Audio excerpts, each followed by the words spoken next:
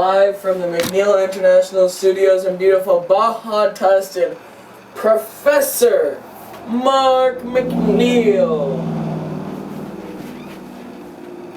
Out of the way, the legal one. Maggot. Warning, this video cannot be viewed while driving, operating heavy machinery, standing on top of a ledge, as side effects may include dizziness, nausea, daydreaming, ADD, despair, and sleeping maker.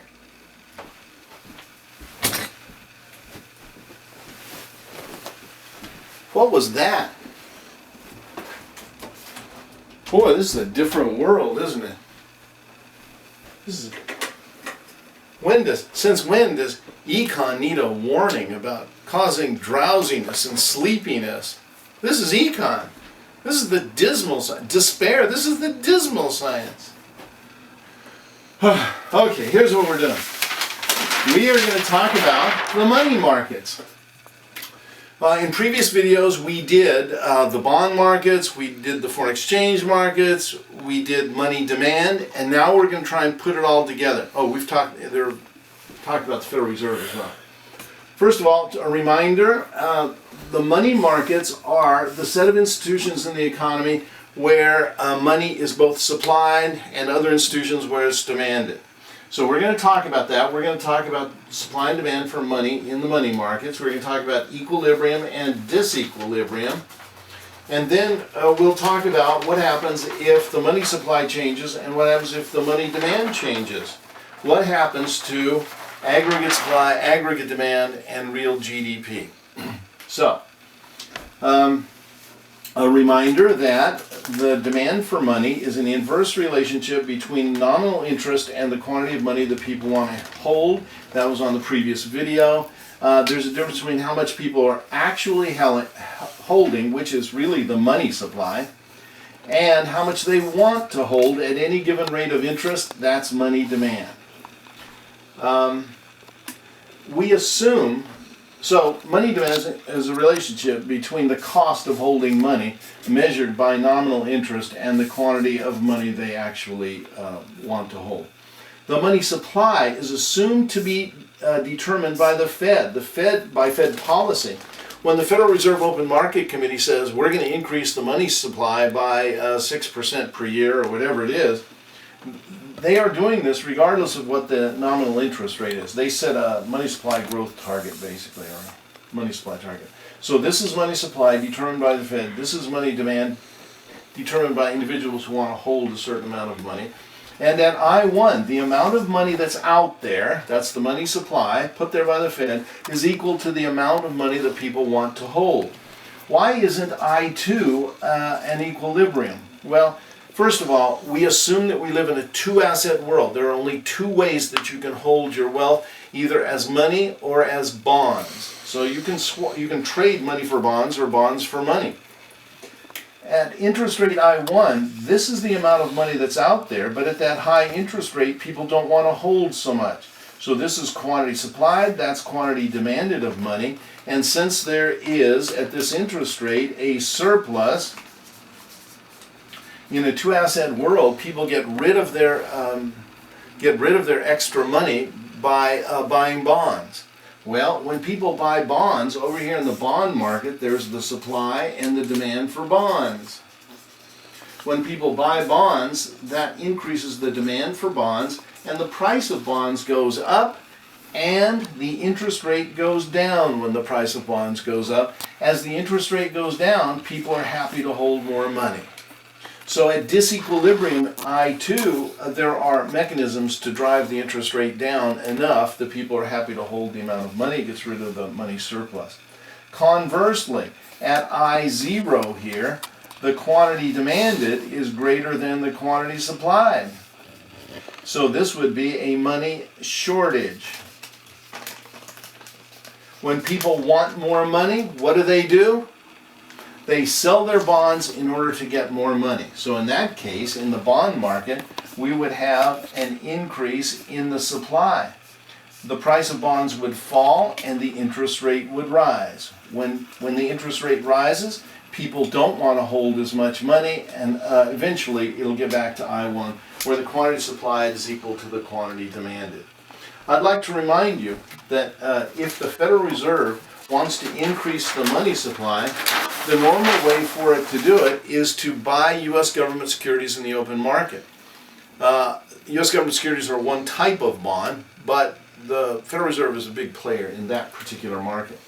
So this is the analysis of what happens in the bond markets, the money markets, and to aggregate supply, aggregate demand when the Federal Reserve increases the money supply. Well, in order to increase the money supply, they have to buy bonds. And when they buy bonds, the bond price was $9.50. Now, this is a simple bond. You buy it now, you buy it for less than $1,000, but in a year you can turn it in for $1,000. So in this case, they would pay $950 for a bond, hold it a year, and get the $50 return because they get $1,000 returned to them. So their interest yield on this bond is 50. That's how much they gained on it. 1,000 minus 950. So $50 divided by 950 times 100 yields a 5.27 interest rate yield percent. But when the Federal Reserve goes and buys bonds, it causes the price of bonds to go up to $970, we'll say. And now this bond turns into $1,000, and when you paid $970 for it, you only made $30 here. So $30 on a base of $970 yields 3.09%. So when bond prices go up, interest rate yields go down from 5.27 to 3.09. So the Federal Reserve has increased the money supply and caused the interest rates to go, really it caused a disequilibrium. There's more money out there than people want to hold, and so people also, to get rid of their money, buy bonds, and that also is a reason bond demand shifts to the right. But the net effect is that interest rates go down, and as interest rates go down, people are happy to hold Q2, which is the new amount of money. Now, when the interest rates go down, what happens over here to aggregate supply and aggregate demand? Well, aggregate demand is composed of consumption, investment, government, and net exports. When interest rates go down, consumption goes up because people can buy the Escalade now at 0 interest rate. Investment goes up because investments are more profitable if interest rates go down, with other things constant, of course. And finally, when interest rates go down here, net exports goes up. That was in the foreign exchange video as well. So all of this means that aggregate demand goes up and aggregate demand will shift to the right. When aggregate demand shifts to the right, that puts upward pressure on the price level and it increases the output. Real GDP goes up. So that's how an increase in the money supply, it's supposed to work in the economy. An increase in the money supply by the Federal Reserve forces interest rates to go down through its actions in the bond market here. And when interest rates go down, it shifts aggregate demand to the right. Now, this is the way it works on the board. Sadly, the real world is vastly more complex, and it doesn't necessarily work this simply because there are lots of other things going on at the same time. I'm trying to describe this sort of core process to it. All right, so that's what happens if the money supply changes. If the Federal Reserve had decreased the money supply, we would just change everything around. The Federal Reserve, to decrease the money supply, sells U.S. government securities, and in the end, aggregate demand would shift to the left. But what if money demand changes? Remember, these are the money markets. Supply can change, but so can demand. So what happens if money demand increases from this one, MD1, to MD2 here?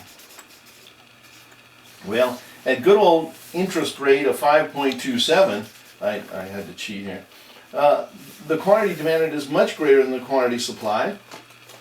And how do people get more money when they want more money? There's a money shortage here. What they do is they sell bonds to get the money. So bond supply, remember selling hits the supply side. Bond supply goes up and bond prices go down. We'll say to $900. Well, when you can buy these bonds that turn into $1,000 for $900 now, the yield on these bonds goes up. So the interest rate yield on bonds goes up. And as interest rates go up, people want to hold less money. So that would cause, this increase in money demand would cause the supply of bonds to increase, and the the price of bonds go down, interest rates go up, since bonds and bond prices and interest rates are inverse to each other. And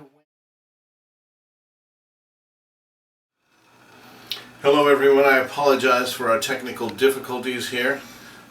We did have a problem. It is resolved now, we hope, and as I recall, if I can pick up this thread, we had a situation, we were looking at the money markets. When money demand increases, that creates a disequilibrium at the old interest level.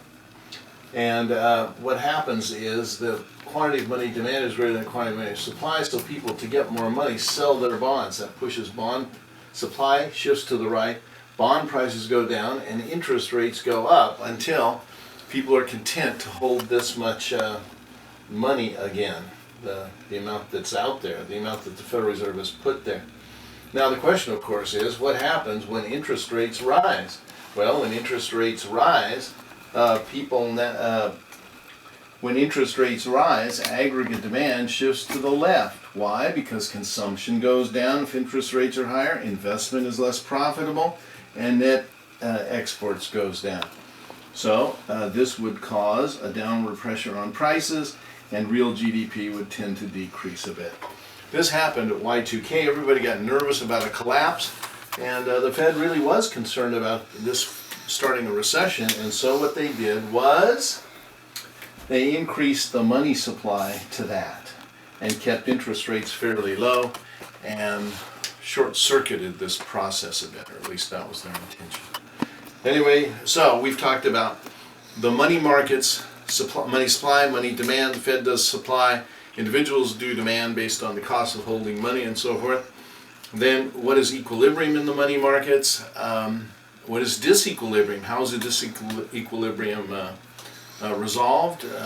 Disequilibrium creates a situation in which the quantity of money desired is different from the quantity of money actually held, and individuals swap out bonds for money or money for bonds in order to do that. But in the process, it affects interest rates in the economy, and those interest rate changes affect aggregate supply, aggregate demand. That's it. I think we've covered the ground. There we go. And we have a very good quality control system here, one that assures us that this technical glitch will never happen again.